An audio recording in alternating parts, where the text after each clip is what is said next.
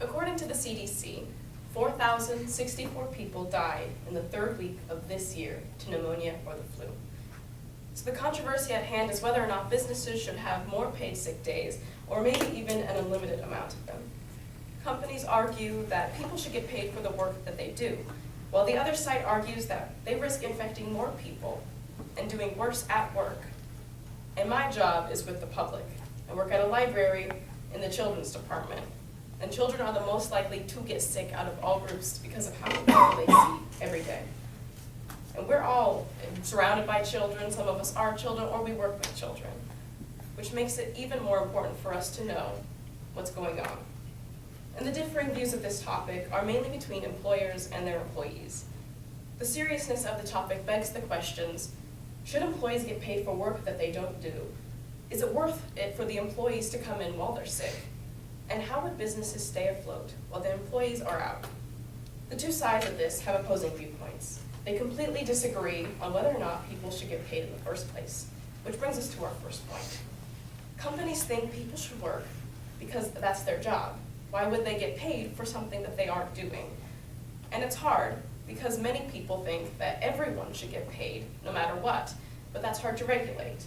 Kelly Cunningham of the National University System and former chief economist says, although it makes sense for employers to provide paid sick leave, imposing costly regulations on one-sided fits-all mandates hurt small businesses. Other people say that they should be able to stay home and also get paid, because many people live paycheck to paycheck. In fact, according to CareerBuilder.com, 78% of Americans live paycheck to paycheck. Taking one day off could mean going without for a while.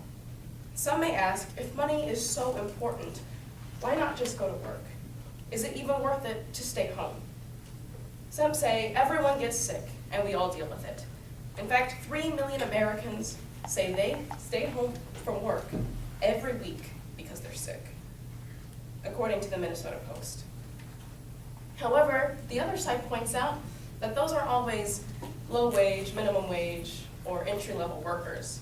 Lots of times, those are managers. 2/3 of managers get paid sick leave and paid vacation. Although the flu has killed more people than ever before, and is on the track to, many feel it shouldn't stop people from going to work, because businesses can't run if their employees aren't there to do their job. Phil Blair, president and CEO of Manpower, says, companies, especially small businesses, cannot stay in business with the government dictating how much they can pay. Others feel that how many people show up to work sick is a problem, and they aren't getting their work done well if they're there, and especially in the food industry, coughing in their food. That can turn up and be a very big problem for many. And there are many different ways to feel about the issues surrounding paid sick leave. Both sides of this pressing problem have genuine concerns regarding paid sick days, and they also have very different opinions, which makes it hard to come to a consensus. In review, we asked, should people get money for work they don't do? Is it worth it to stay home? And how will the business run? Hopefully, one day soon, we'll find the right way to handle paid sick days, because no one deserves to die because they did or didn't go to work.